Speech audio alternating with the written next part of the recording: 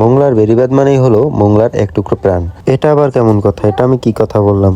আসুন চলুন তাহলে ঘুরে দেখে আসি মোংলাকে কেন মোংলার এক টুকরো প্রাণ বলা হয় বেড়িবাঁধকে। তো হে মোংলাবাসী, সকলকে জানাই অন্তরস্থল থেকে সালাম ও শুভেচ্ছা। আসসালামু আলাইকুম।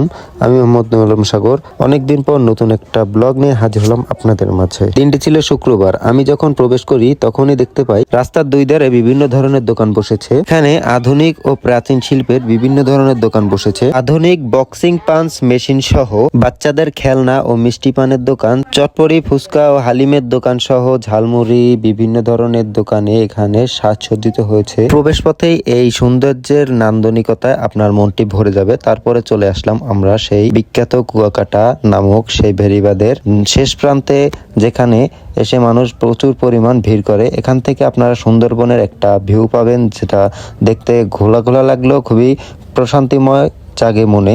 আর এখান থেকে আমরা পুরো নদীটার ভিউ সম্পূর্ণভাবে দেখতে পাই। খুবই ভালো লাগে এই জায়গাতে গেলে।